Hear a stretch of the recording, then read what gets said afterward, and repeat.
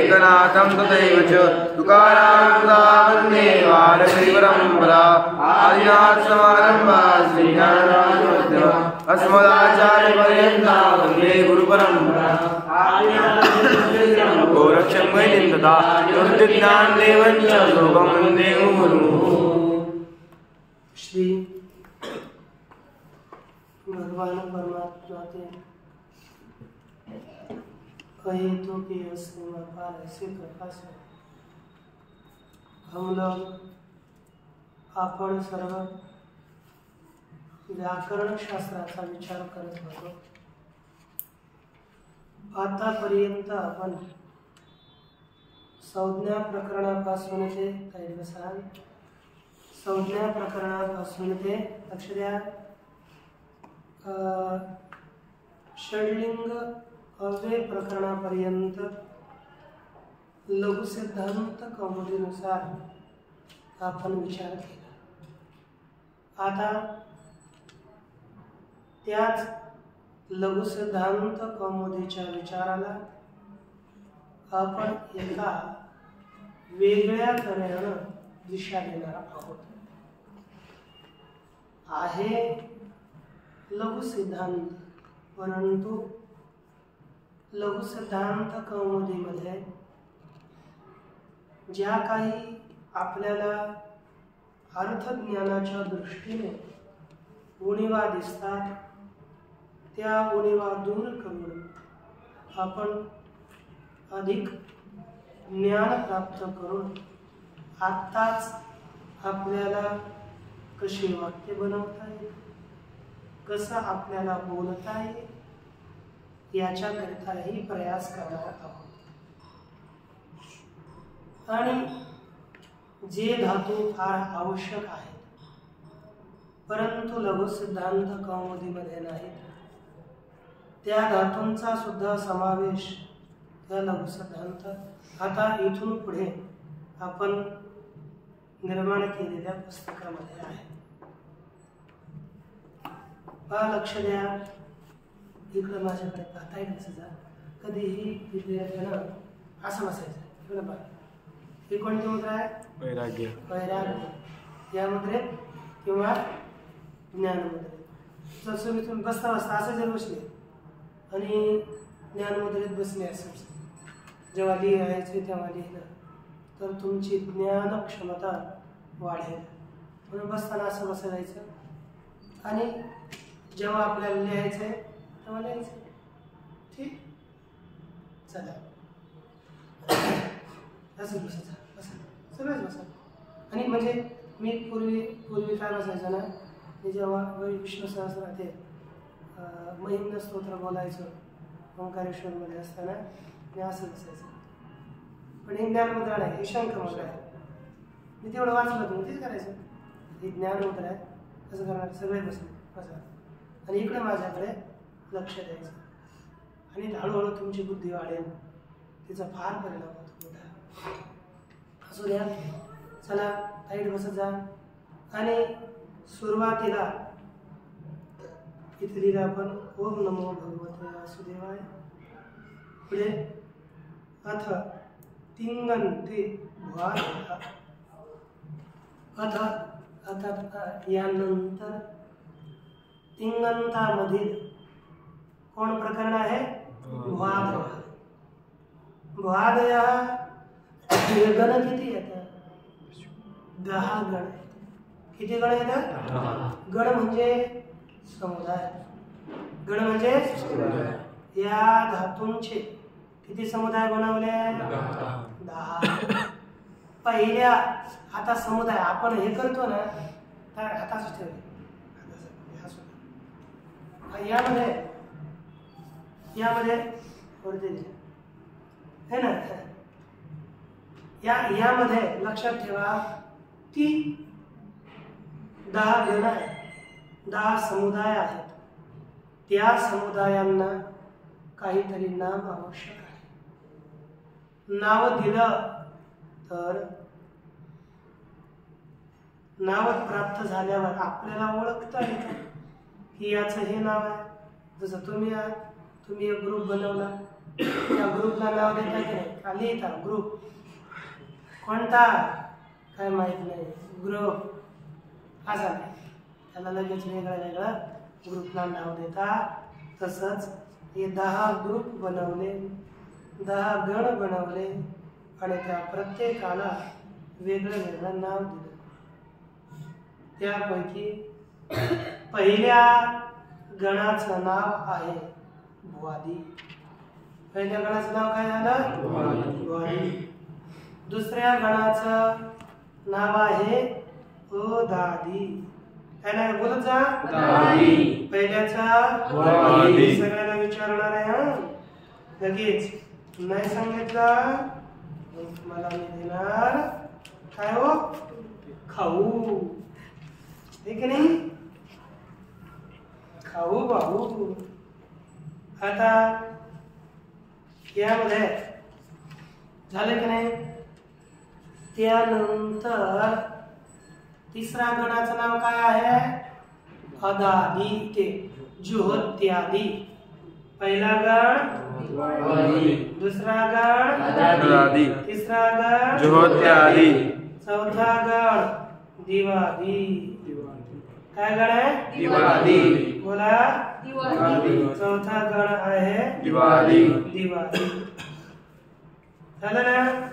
पाचवा गण सांगा बरं. पाचव्या गणाचं नाव आहे सांगता येईल का? स्वादी. पाचव्या गणाचं नाव स्वादी. पाचव्या गणाचं नाव स्वादी. पहिल्या गणाचं नाव स्वादी. दुसऱ्या गणाचं नाव अदादी.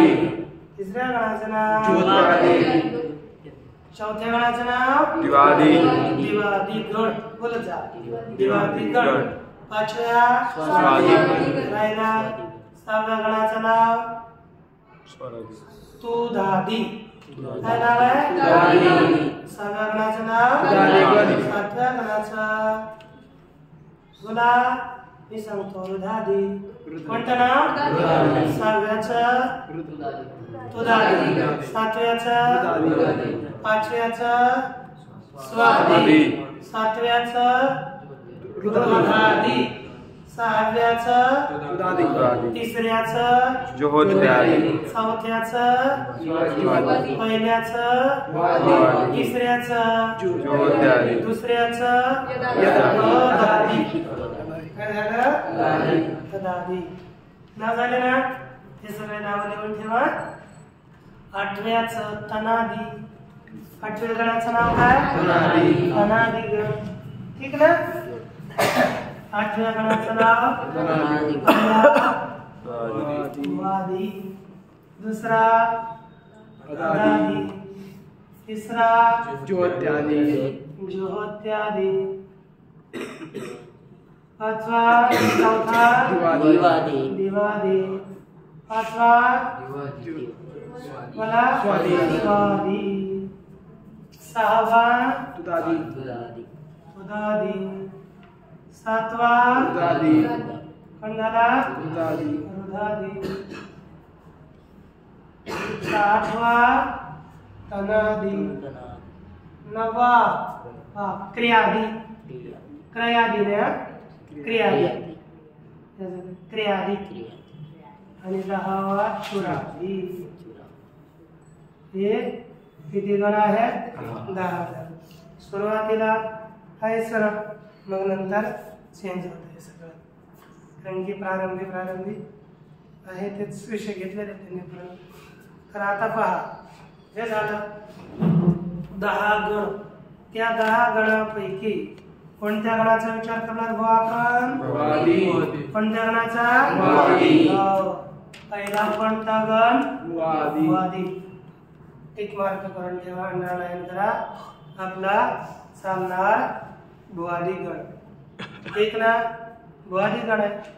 आता भुआदी गणही म्हटलं तर पंक्ती ह्या लिहायचे बरं का.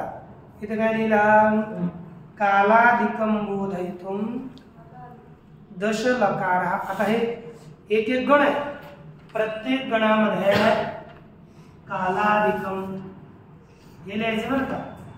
कालाधिकम बोधयितुम.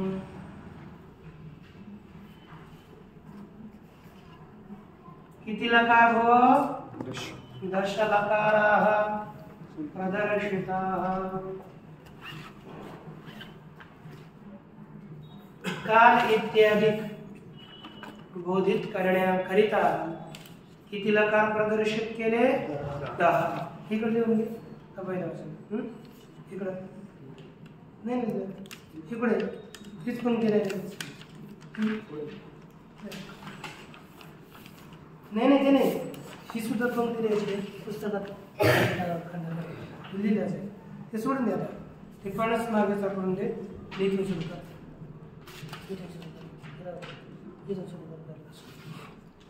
जसं आहे ना तेच हे पुस्तक कंठस्थ करायचं. हेच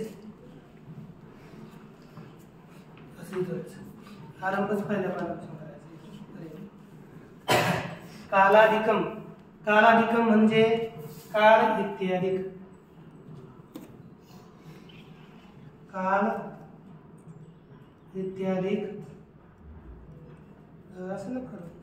अरे असं लिहूच नको. असंच लिह म्हणजे तुला क्रमानं कंठस्थ करता येईल. कोण चेंज होईल ते पाठ राहते मला पहिल्यापासून लिह सुरुवातपासून.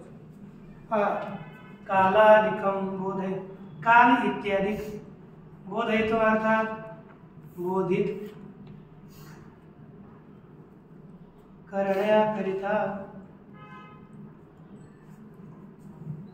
दश म्हणजे 10 लकार प्रदर्शित केले आहेत. काय लिहिला, काल इत्यादी बोधित करण्याकरिता म्हणजे सांगण्या ज्ञान काल इत्यादिकांचं ज्ञान करविण्याकरिता. किती लकार सांगितलं मला, 10 लकार. लिहू का मग मी मला लाला येते 12 कडे येते का. बोला बरं. दीर्घ करायचंच नाही बस. ली म्हणजे जे आपले स्वर आहेत ना पालनीचे अ इ उण ते घ्यायचे. अ इ उ. मग काय लू 9 स्वर घ्यायचे आपले. ल ली लू ले लू. लू आणि लू एकच आहे की नाही, म्हणून ते एकच घ्यायचं. पुन्हा ले आणि लो इथपर्यंत मोजायचं. त्याच्यानंतर पुन्हा ल ली लू आणि लू. किती झाले, 10. एक लक्ष झालं ना कंडल. आता काय करायचं, पहिल्यांदा जे लिहिलंय त्याच्या पुढे ट जोडा. लट लेट लोट लट लेट लोट झाले सा. इथं आता मग जोडायला लंग लिंग लंग आणि लंग. किती लकार झाले, 10. मग इथं लिहिलं लंग तेच. तेच काय एवढे तेच इथम म्हणजे तेच इथम. ते अर्थात ते 10 लकार इथम अशा प्रकारचे आहेत.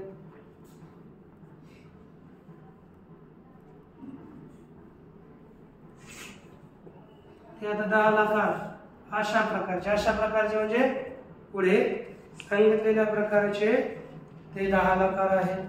त्या पंक्त्या शब्द चेंज झाले. तेचे इथम कटच करताना असं क्रमानं करायचं आणि आपला आसन सोडायचं नाही. मुद्दा ते चेतम. हे किती लकार येतात? 10. लट लीट लोट लोट लेट लोट लंग लिंग लुंग आणि लृंग. ठीक, किती झाले? बोला बरं, कोण बोलू शकतात? आता बोल रे.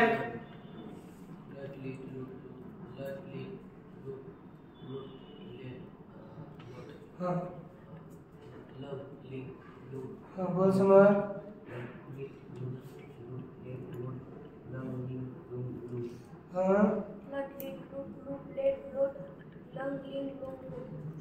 लुंग लृंग.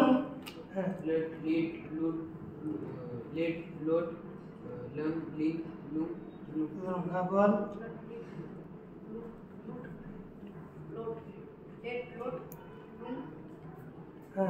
गेला पाण्यात. हा बरे. लट लीट लूट लूट लेट लोट लंग लिंग लुंग लृंग. लट लीट लोट लोट लेट लोट लंग लिंग लृंग लुंग लृंग. लट लीट लोट लूट लेट लोट लंग लिंग लुंग लृंग. लट लीट लूट रूट लेट लोट लंग लिंग लुंग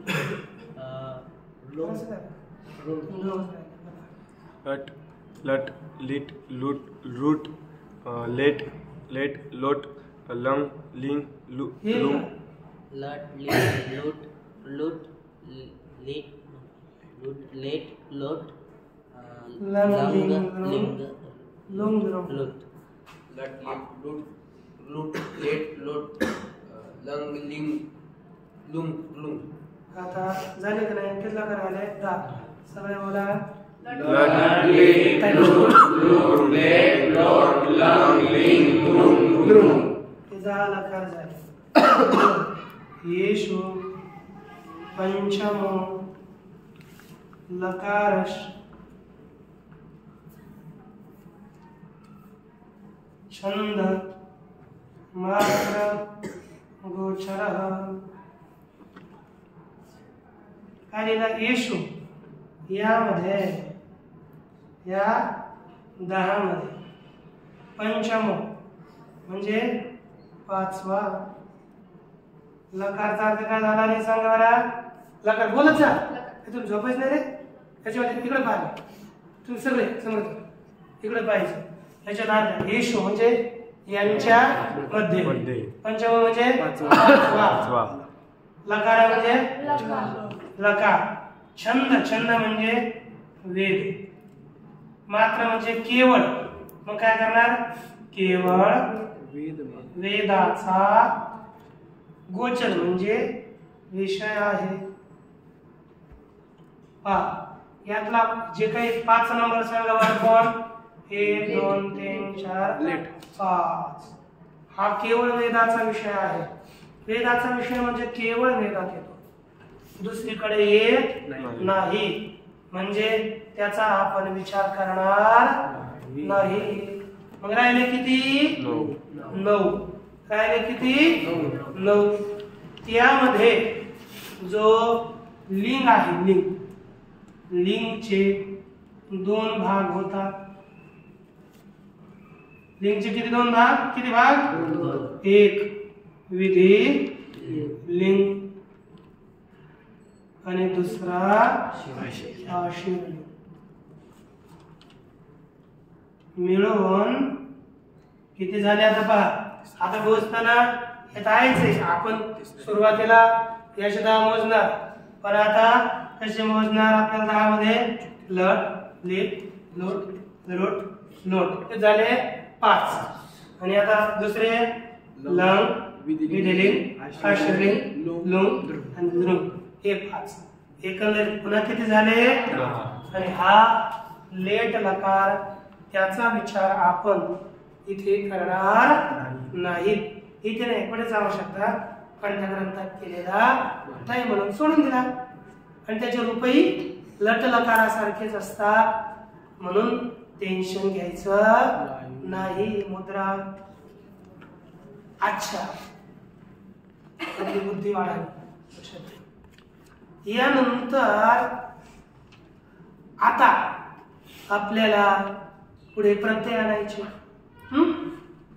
लकार म्हणजे लकार दिले तर हे लकार कोणत्या अर्थात येतात? 10 लकार झाले म्हणजे कोणत्या अर्थात येतात याचा आपल्याला विचार करावा लागेल. तुम्ही पहा 3 अर्थ आहेत. किती अर्थ येतात? 3. एक कर्तार्थ, दुसरा कर्मार्थ आणि तिसरा भावार्थ. किती अर्थ झाले? कर्ता, कर्म आणि भाव. त्यालाच म्हणतो आपण 3 प्रयोग. पण इथे लिहिणार कर्ता सगळे 3 अर्थ. अर्थ बरोबर 3 कर्ता, कर्म आणि भाव. मग आता हे जे काही प्रत्यय आहेत कोणापुढे लकार कोणापुढे येतात त्याचं उत्तर आहे धातू. है ना? धातू पुढे लकार येतात.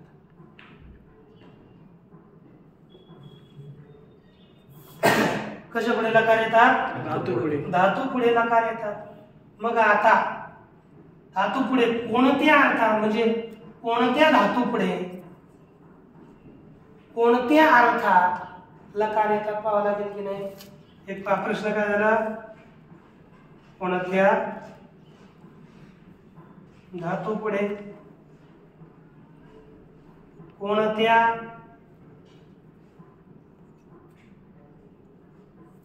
अर्थात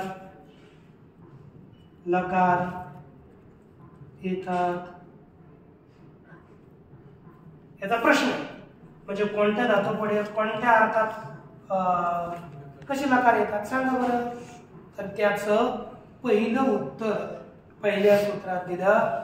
तर पहा लह कर्मणीच्या भावे चा कर्मकेभ्यः कर्मणीच्या भावे चा कर्मकेभ्यः लह कर्मणीच्या भावे बोला लह कर्मणीच्या भावे लह कर्मणीच्या भावे लह कर्मणीच्या भावे चा कर्मकेभ्यः चा कर्मकेभ्यः लह कर्मणीच्या भावे चा कर्मकेभ्यः लह कर्मणीच्या भावे चा कर्मकेभ्यः लह कर्मणीच्या भावे चा कर्मकेभ्यः लह कर्मणीच्या भावे चा कर्मकेभ्यः. हे सूत्र आहे. लह लह इकडे लक्ष द्या रे. लह कोणती विभक्ती आहे? पहिल्यांदा हे विभक्त कळायला पाहिजे आपलं झालं त्याचं आवर्तन वारंवार झालं पाहिजे. लह सांगा कोण सांगू शकता? लह ही हलंत शब्द आहे. लह झाला वारंवार कोणता आहे? लह लव ल लव लह म्हणजे प्रथम कर्म कर्मणी कर्माणी हे सप्तमीचा एक वचन झाला. भावे हे सुद्धा आता भाव आराम प्रमाणे शब्द आहे. सप्तमी मग काय होणार? सप्तमी च भावे अकर्मकेभ्य पंचमी बहुवचन. हे लक्षात ठेवायचं. आता जोपर्यंत तुम्हाला इकडे लक्ष द्या टाईट बसत जा. मनुष्यानं कोणत्याही कामाविषयी कसं असलं पाहिजे सजग. जसं लक्ष्मण राहत होता. लक्ष्मणाने कसं राहिलं पाहिजे? लक्ष्मण कसं राहिलं पाहिजे? सज्ज आहे ना. लक्ष्मण प्रभू रामचंद्राची सेवा करताना ह्याच्यावर राहायचा वीरासनामध्ये रात्रभर लागायचा सेवा करायचा. मग पाहता याची वृत्ती काय आहे? मला लकारा सकर्मकेभ्य धातुभ्यः लकारा सकर्मकेभ्य धातुभ्यः लकाराः लकाराः सकर्मकेभ्यः सकर्मकेभ्यः धातुभ्यः धातुभ्यः लकारा सकर्मकेभ्यः सकर्मकेभ्यः धातुभ्यः लकार सकर्मकेभ्यः धातुभ्यः पुढे काय दिलं कर्मणि कर्तरी च स्युः कर्मणि कर्तरि च स्युः कर्मणि कर्तरी च स्युः पुढे अकर्म बोला अकर्मकेभ्यः अकर्मकेभ्यः अकर्मकेभ्यः अकर्मकेभ्यः अकर्मकेभ्यः अकर्मकेभ्यः भावे कर्तरी च भावे कर्तरि च भावे कर्तरी च भावे कर्तरि च चला आता इकडे लक्ष द्या लकारा सरळ सरळ अर्थ करा इकडे पहा सगळे लक्ष द्या लकारा म्हणजे लकार त्याला सकर्मकेभ्य म्हणजे सकर्मक धातूंपासून सकर्मकेभ्य याचा अर्थ काय केला केवळ सकर्मक हे विशेषण आहे आणि विशेषण विशेषण विभक्तीचा अर्थ घ्यायचा अर्थ आहे पासून मग इथं जोडायचा अर्थ धातू पासून झालं इथं ध्येयाचा अर्थच घेतला नाही मग काय लकाराचा अर्थ लकार सकर्मकेभ्य पंचमी तर काय झाला इकडेच काय झालं सकर्मक धातू पासून बहुवचन आहेत मग काय होणार आपण धातू पासून पुढे पंचमी म्हणजे पुढे कोणत्या अर्थात कर्मणी सप्तमी एकवचन आहे ना कर्म आणि दुसरा कर्तरी कर्ता अर्थामध्ये ना कर्म आणि कर्ता अर्थ तो किंवा अर्थामध्ये बोलायचं पुढे अर्थामध्ये स्यू याचा अर्थ काय होईल तो बहुवचन आणि पाच अकर्मकेभ्य म्हणजे अकर्मक धातून पुढे भाव आणि कर्ता अर्थामध्ये हो हे चांगलं लक्षात ठेवा धातूचे प्रकार किती दोन धातूचे प्रकार किती एक प्रकार सकर्मक धातू आणि दुसरा प्रकार अकर्मक धातू कळालं कोणकोणते धातू अकर्मक धातू सकर्मक धातू पुढे कोणत्या अर्थात लकार होतात कर्म कर्ता समजलं आकर्मक धातू पुढे कोणत्या अर्थामध्ये भाव आणि कर्ता म्हणजे कर्ता दोन्ही मध्ये समान आहे बस कर्म आणि भाव हे चेंज झाला सकर्मक धातू पुढे कर्म करता अकर्मक धातू पुढे भाव करता लक्षात आलं या अर्थात हे लकार होतात मग आता आपल्याला पाहायचं सकर्मक धातू कोणते आणि अकर्मक धातू कोणते कोणते धातू सकर्मक आहेत आणि कोणते धातू अकर्मक आहेत पूर्णात्मुच्यते पूर्णस्य पूर्णमादाय पूर्णमेवावशिष्यते ओम शांति शांति शांति आता